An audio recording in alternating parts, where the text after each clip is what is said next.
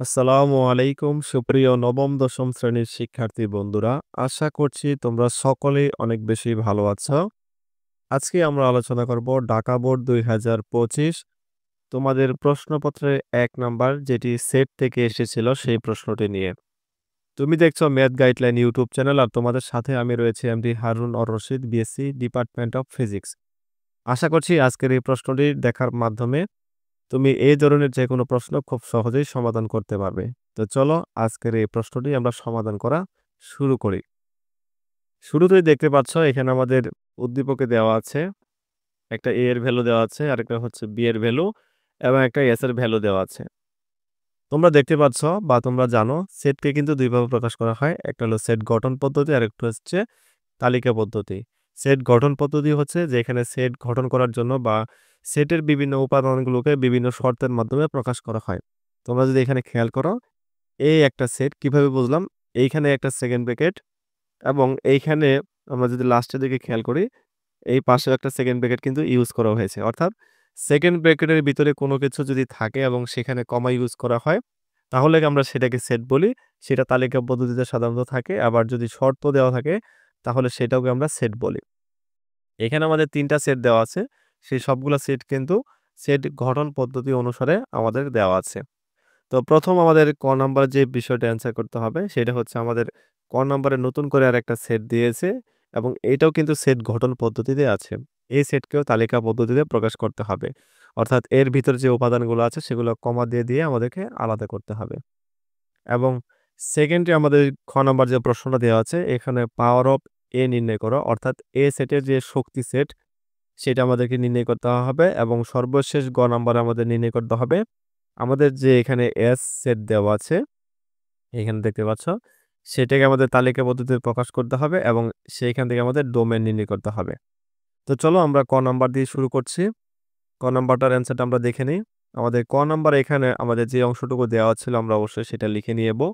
যে দেওয়া আছে সি সমান, এখানে লেখা আছে y belongs to n। অর্থাৎ এই সি সেটের উপাদানগুলোকে আমরা যদি y মনে করি সেটা হচ্ছে y belongs to n, তার মানে হচ্ছে y হচ্ছে স্বাভাবিক সংখ্যার অধীন। স্বাভাবিক সংখ্যা হচ্ছে ১, ২, ৩, ৪, ৫, ৬, ৭, ৮, ৯ এই সবগুলাই হচ্ছে স্বাভাবিক সংখ্যা। অর্থাৎ ০ থেকে বড় যে সকল ধনাত্মক সংখ্যাগুলো রয়েছে সেগুলোকে আমরা স্বাভাবিক সংখ্যা বলি। সেই স্বাভাবিক সংখ্যা আসলে অনেকগুলো আছে। তবে কোন স্বাভাবিক সংখ্যাগুলো হবে সেটা কিন্তু এই যে একটা সমীকরণ দেওয়া আছে, এই সমীকরণের সমাধানে যে স্বাভাবিক সংখ্যাগুলো আসবে সেই স্বাভাবিক সংখ্যাগুলোই কিন্তু আমাদের y বা সি সেটের সদস্য হবে। তো এইরকম অঙ্ক করার জন্য তোমাদেরকে যে সমীকরণটা এখানে দেয়া থাকবে সেই সমীকরণটা তোমাদেরকে লিখতে হবে পুরোটা। লেখার পর দেখতে পাচ্ছ এখানে অনেক সময় মিডল টার্ম দিয়ে থাকে, আবার অনেক সময় তোমার হচ্ছে বর্গ নির্ণয়ের সূত্রের মাধ্যমে করতে হয়। তোমরা যারা আমার উৎপাদকের বিশ্লেষণ অধ্যায়টি করেছ, সেই অধ্যায়টি তোমরা যদি মনোযোগ সহকারে করে থাকো অবশ্যই এই প্রশ্নটি তোমরা বুঝতে পারবে। তো দেখতে পাচ্ছ এখানে একটা মিডল টার্মের মতো আমাদের অবস্থা হয়ে গেছে। আমরা এখানে মিডল টার্ম করব। মিডল টার্ম করার জন্য শর্ত থাকে আমাদের চলকের পাওয়ার অবশ্যই দ্বিঘাত লাগে এবং এখানে চলকের পাওয়ার দ্বিঘাত, তারপর হচ্ছে চলকের পাওয়ার ১ লাগে, তারপর হচ্ছে এখানে চলক থাকে না। মানে চলকের পাওয়ার এখানে 0 থাকে। তো এখানে আমাদের চলক বর্জিত যে পদটা থাকে সেই পদ এবং চলকের সামনে যে সহগটা থাকে সেই সহগ যত আছে সেটা গুণ করতে হয়। যেহেতু এখানে সহগটা আছে ১, তাহলে ২ আর ১ গুণ করলে আমাদের হবে ২। এই ২ কে আমরা ভাঙাবো। এই ২ কে ভাঙানোর মাধ্যমে আমাদের এই যে মাঝখানের রাশিটা আছে ৩, এই ৩ মিলাতে হবে। আমরা ২ কে ভাঙাইতে পারি ১ গুণন ২, আর কোনোভাবে আমরা ২ মিলাতে পারি না। এবং আমাদের এখানে 3y মিলাইতে হবে। তাহলে আমরা একটা y আর ২ টা y মিলে যদি লিখি তাহলে হচ্ছে আমাদের 3y। আমরা কিন্তু ২ এবং y যে এই অংশগুলা এগুলার কোনো পরিবর্তন করব না। শুধু মাঝখানের অংশটাকে ভেঙে আমরা এই অংশটুকু লিখব। আশা করি তোমরা এতটুকু বুঝতে পারো। আরেকটা কথা মনে রাখো যে এখানে তুমি যে ভাঙছো যে ২ টা সংখ্যা আকারে, সেই সংখ্যা দুটো একই চিহ্ন তখনই হবে যখন এই আমাদের সহগের মানে ধ্রুবক পদের সামনে যখন প্লাস থাকবে। যদি মাইনাস থাকতো তাহলে এখানে একটা হয়তো -2y অথবা +2y আর এখানে হয়তো -y অথবা +y, তোমরা যেকোনোভাবেই কিন্তু করতে পারতে।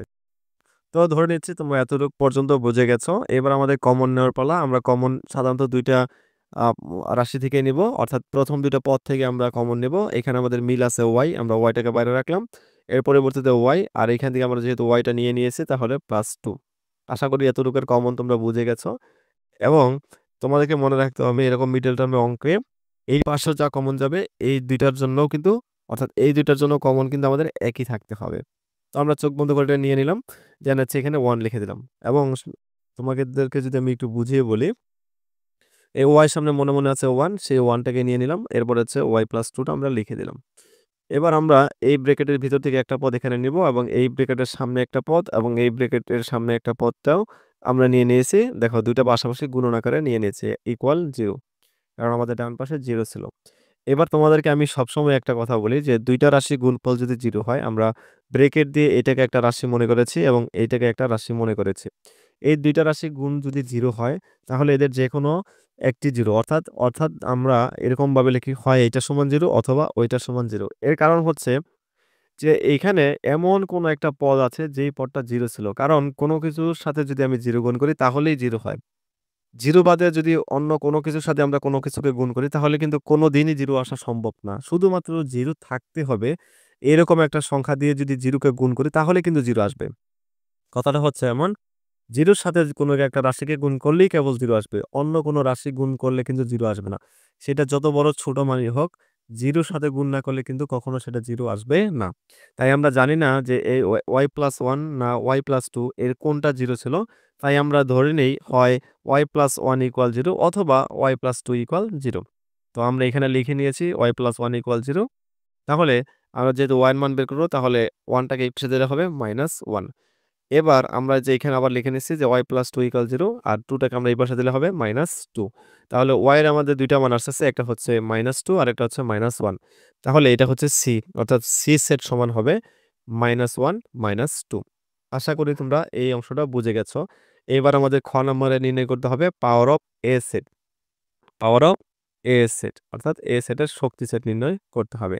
কারণ পাওয়ারের বাংলা হচ্ছে শক্তি। চলো আমরা আগে প্রশ্নটা একটু দেখব তারপরে সমাধানে চলে যাব।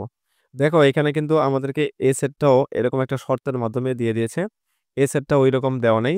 যদি দেওয়া থাকতো তাহলে কিন্তু আমরা সহজেই বের করতে পারতাম। তো এই প্রশ্নটা সমাধান করার আগে তোমাদেরকে যে জিনিসগুলো অবশ্যই ভাবতে হবে। শুরুতে তোমাকে এই তালিকা পদ্ধতিতে a সেটটাকে প্রকাশ করতে হবে। অর্থাৎ a সেটটাকে আমাদের সেট গঠন পদ্ধতিতে অর্থাৎ শর্তের মাধ্যমে দেওয়া আছে সেই সেটের উপাদানগুলো। এটা আমাদেরকে তালিকা পদ্ধতিতে প্রকাশ করতে হবে।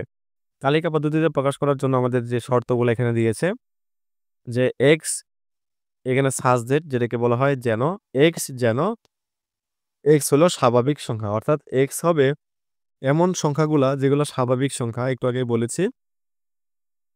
০ থেকে বড় সকল ধনাত্মক সংখ্যাকে স্বাভাবিক সংখ্যা বলা হয়। অর্থাৎ ১, ২, ৩, ৪, ৫, ৬ এইভাবে যত পর্যন্ত বলা যায়। শুধু স্বাভাবিক সংখ্যা বললে কিন্তু আমরা অনেকগুলো স্বাভাবিক সংখ্যাই জানি এবং এই স্বাভাবিক সংখ্যা কিন্তু শেষ করা যাবে না গুণে। তো সেই স্বাভাবিক সংখ্যাগুলা থেকে যেই স্বাভাবিক সংখ্যাগুলো A সেটের সদস্য হবে তাদের জন্য এখানে আরো ২ টা শর্ত দিয়েছে। প্রথম শর্ত হচ্ছে যেই সকল স্বাভাবিক সংখ্যাকে স্কয়ার করলে বা বর্গ করলে তার মান ৭ এর থেকে বড় হবে সেই স্বাভাবিক সংখ্যা নিতে হবে। এখন মানে আমরা যদি এরকম ভাবি যে সকল স্বাভাবিক সংখ্যার বর্গ ৭ এর চেয়ে বড় এরকম সংখ্যা কিন্তু অনেক হতে পারে। তো সেই সংখ্যাগুলো নেওয়া একটু কঠিন হয়ে যাবে। তার জন্য আরেকটা শর্ত এখানে আছে যে যেই সকল স্বাভাবিক সংখ্যার কিউব বা ঘন ১৯০ থেকে ছোট হবে।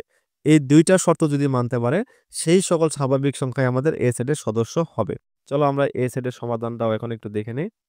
শুরুতে আমাদের যে অংশটুকু দেওয়া আছে যে দেওয়া আছে a সমান x যেন x belongs to n অর্থাৎ x হচ্ছে স্বাভাবিক সংখ্যা x square is greater than 7 এবং x কিউব less than ১৯০ বা 190। তো এখন আমরা শুরুতে ১, ২ এভাবে বসাবো যেহেতু আমাদের স্বাভাবিক সংখ্যা ১ থেকে শুরু হয়েছে। তাই আমরা শুরুতে লিখব যে x সমান 1 হলে আমাদের কি বের করতে হবে বলতো? x square. তাহলে x স্কয়ার বা a স্কয়ার 1 স্কয়ার সমান কত আসে? 1 যে 1 টা কিন্তু ৭ এর থেকে ছোট। তাই আমরা চিহ্নটা কিন্তু 1 লেস দ্যান 7 দিয়েছি। কারণ এখানে ৭ বড় হয়ে গেছে। এরপরে কিন্তু আমাদের আ নিয়ম হচ্ছে কি আমাদের ৭ এর থেকে বড় হইতে হবে সেই মানগুলা। 1 কিউব সমান কি? 1 যেটা ১৯০ থেকে ছোট অর্থাৎ এটা কিন্তু ১৯০ বড়। এরপর যদি আমরা 2 বসাই, 2 বসালে এখানে আসছে 2 স্কয়ার। 2 স্কয়ার মানে হচ্ছে 4 এটাও কিন্তু আমাদের ৭ এর থেকে ছোট। এরপর 2 কিউব এটা ৮ এটা ১৯০ থেকে ছোট। আশা করি তোমরা এগুলো বুঝতে পারো। এরপর হচ্ছে x = 3 বসালে ৯ আসতেছে যেটা আমাদের ৭ এর থেকে বড়। অর্থাৎ এই শর্তটা কিন্তু আমাদের সাথে মানতেছে। অর্থাৎ আমাদের বর্গ কি ৭ এর থেকে অলরেডি বড় হয়ে গেছে এবং গণ দেখি, গণ ঘন কিন্তু 27 হয়ে গেছে। Less than 190। তার মানে এই মানটাও কিন্তু আমাদের সাথে যাচ্ছে। আচ্ছা আমরা আরো একটু নিচের দিকে যাব। x = 4 হলে 4 স্কয়ার ইকুয়াল 16। এটাও কিন্তু আমাদের 7 এর থেকে বড়। এটা আমাদের শর্তে প্রযোজ্য। এরপর দেখি আমরা 4 কিউব করলে আসে 64। এটাও 190 থেকে বড় আমাদের শর্ত অনুযায়ী হচ্ছে। দেন আরেকটু নিচে গেলে x এর মান যদি আমরা 5 বসাই, 5 স্কয়ার মানে 25, এটা আমাদের শর্ত অনুযায়ী হচ্ছে এবং 5 কিউব সমান হচ্ছে 125, যেটা 190 থেকে ছোট, এটাও আমাদের প্রযোজ্য হচ্ছে। এরপরে x এর মান যখন 6 বসাবো তাহলে হচ্ছে 36, যেটাও 7 এর থেকে বড় অবশ্যই। এরপরে 6 কিউব যদি বসাই তাহলে আসে 216। এইটা কিন্তু আবার 190 থেকে বড়। কিন্তু আমাদের শর্তে ছিল যে ঘন হইতে হবে 190 থেকে ছোট। তাহলে এই 6 কিন্তু আমাদের সেই মানটা ক্রস করে ফেলেছে। তাহলে আমরা যে ২ টা মান বা ৩ টা মান আমরা এখানে পাচ্ছি, সেই মানগুলো হচ্ছে এখানে এই যে আমাদের এই ৩ টা। একটু ভালো করে খেয়াল করলে দেখবে এই ৩ টা। তো এগুলা কি ছিল? স্বাভাবিক সংখ্যা। তাহলে স্বাভাবিক সংখ্যা আমাদের এখানে কোনগুলা? 3, 4, 5।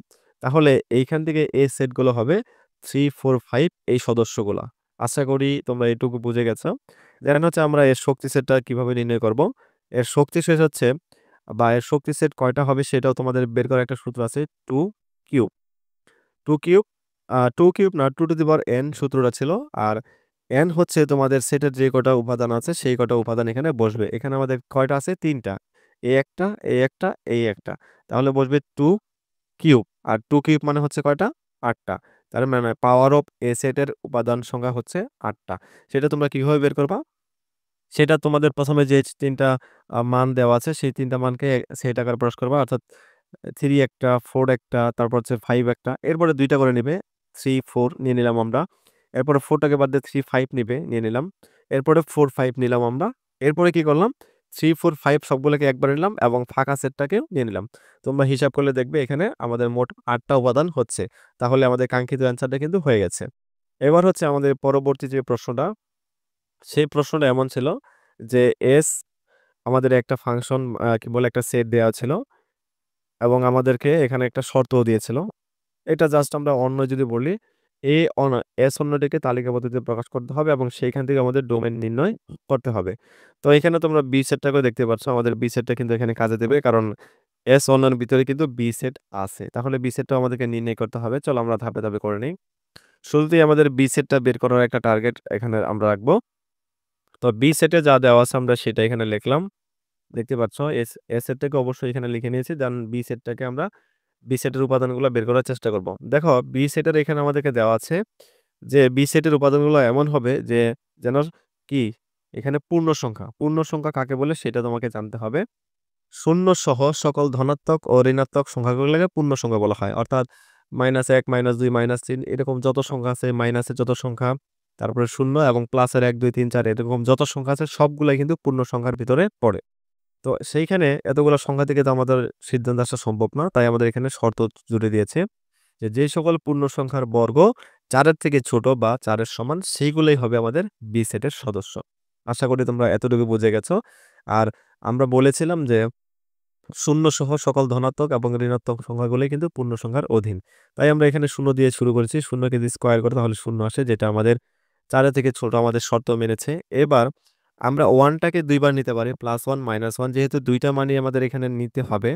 কারণ আ মাইনাসের মানগুলো তো পূর্ণ সংখ্যার ভিতরে পড়ে, প্লাসের মানগুলো পূর্ণ সংখ্যার ভিতরে পড়ে। তাই আমরা একবার ২ টা নিয়ে নিছি। প্লাস মাইনাস হোল স্কয়ার যদি করি তাহলে 1 এর প্লাসের 1 স্কয়ারও 1 এবং মাইনাসের 1 স্কয়ারও 1 ই হবে। তাহলে 1 এটা আমাদের শর্ত প্রযোজ্য মানে মেনেছে।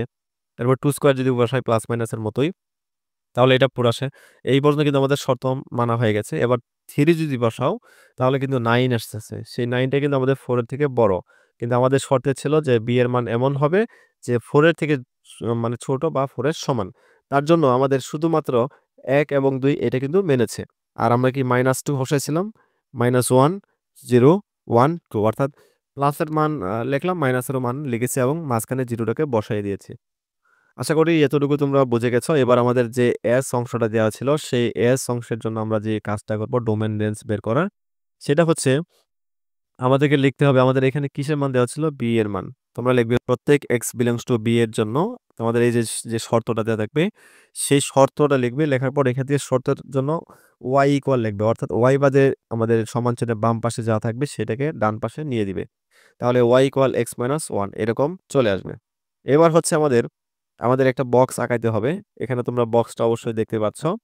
সেই বক্সে আমাদের x লিখতে হবে, y লিখতে হবে এবং এইখানে যে কতগুলো তোমরা মান দেখতে পাচ্ছ, এই মানগুলো হচ্ছে তোমাদের যে সেটটার উল্লেখ থাকবে x বিলংস টু b বা a যা উল্লেখ থাকবে সেটা লিখতে হবে বা সেই সেটের যে সদস্যগুলা সেগুলো লিখতে হবে। আমাদের এখানে b ছিল এবং b এর আমাদের ৫ টা মান ছিল। এই ৫ টা মানের জন্য আমরা কিন্তু ৫ টা ঘর এখানে নিয়ে নিয়েছি। তোমরা আশা করি সেটা দেখতে পাচ্ছ। এবং এই মানগুলো হবে x এর মান। এবং আমাদের যে শর্ত আছে সেই মানগুলাতে আমরা ধারাবাহিকভাবে মানগুলো বসায়ে y এর মান পাবো। যেমন আমাদের যদি -2 বসাই x এর মান এখানে, তাহলে এই -2 এর জন্য আমরা এখানে যদি আমরা 2 বসাই তাহলে -2 -1 তাহলে y এর মান বের হয়ে যাবে -3। একইভাবে আমরা যদি -1 বসাই তাহলে -1 আর -1 হবে -2। এবার যদি x এর মান এখানে 0 বসাই, 0 বসালে আসবে -1। এইভাবে আমরা x এর মান বসাবো। বসানোর পর কিন্তু আমরা এই যে y এর মানগুলা এগুলা পাবো। এভাবে আমরা x এবং y এর মানগুলা বের করে নিব। এবার যখন আমরা এরকম ছক করে ফেলবো, ছক করা হয়ে গেলে আমাদের এই ছকটা ভালো করে খেয়াল করতে হবে। ছকটা যখন আমরা খেয়াল করব তখন দেখব হয়তো কিছু উপাদান যেটা আমাদের কি B সেটের উপাদান হবে না। দেখতে পাচ্ছ -3 কিন্তু B সেটের উপাদান না। এই কারণে এই -3 যুক্ত যে পদটা আছে সেটাও কিন্তু S হবে না। বাদবাকি যা থাকবে সবগুলো কিন্তু S এর অন্তর্ভুক্ত। অর্থাৎ এই যে দেখতে পাচ্ছ -1, -2 এটা এভাবে লিখছে কমা দিয়ে। তারপরে 0, -1 লিখছে। তারপরে 1, 0 এটা লিখে নিয়েছে। এরপর দেখতে পাচ্ছ 2, 1 এটাও কিন্তু লিখে নিয়েছে। আর আমরা জানি এটা হচ্ছে S। আর এই S এর মধ্যে থেকে যেগুলা ১ম উপাদান অর্থাৎ x এর মান যেগুলা, সেগুলাই হবে আমাদের ডোমেন। দেখতে পাচ্ছ -1, 0, 1, 2 এগুলাই হবে ডোমেন। কখনো যদি তোমাদের রেঞ্জ নির্ণয় করতে বলে, তাহলে ২ নাম্বার যে মানগুলো আছে অর্থাৎ -2, -1, 0, 1 এগুলো হবে তোমাদের রেঞ্জ। আশা করি আজকের এই ভিডিওটা তোমরা বুঝে গেছো। যদি কোনো প্রশ্ন থাকে অবশ্যই করবে। আজকে এখানেই বিদায় নিচ্ছি। ধন্যবাদ সকলকে। আসসালামু আলাইকুম আ রাহমাতুল্লাহ।